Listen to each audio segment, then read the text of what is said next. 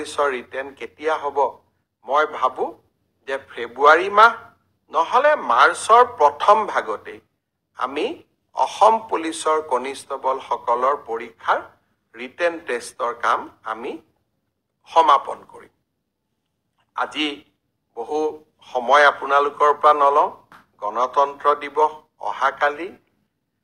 প্ৰতি বছৰে ভাৰতৰ ৰাইজে গণতন্ত্ৰ দিৱস উলহ মালহেৰে পালন কৰে বাবা চাহেব ভীমৰাও আম্বেদকাৰে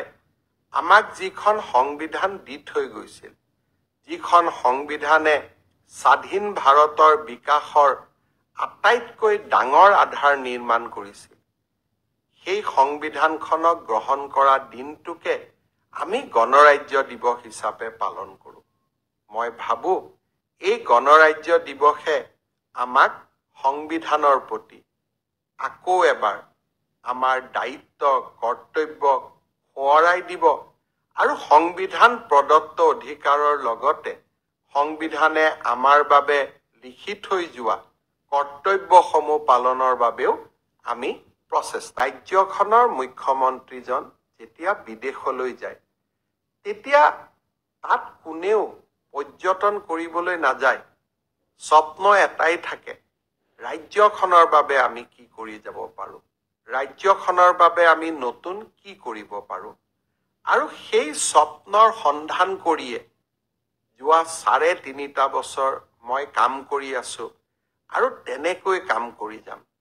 কংগ্ৰেছ দলৰ মুখ্যমন্ত্ৰী সকলো বিদেশত গৈছিলে কাৰ লগত কথা পাতিছিলে কেনেকৈ কথা পাতিছিলে তাক আমি কেতিয়াও প্ৰশ্ন কৰা নাই কিন্তু যোৱা ৭টা দিন মই কি ধৰণে ৰাজ্যখনৰ কথা নতুন অসমৰ কথা দেশ বিদেশৰ উদ্যোগপতিসকলক ক'ব চেষ্টা কৰিছো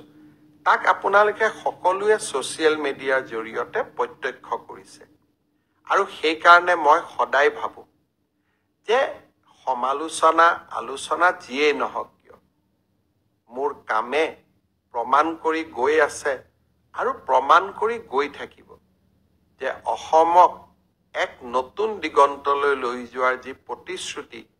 সেই প্ৰতিশ্ৰুতিৰ লগত আমি কেতিয়াও কম্প্ৰমাইজ নকৰো আৰু সেই ধৰণে আমি আমাৰ ৰাজ্যখনক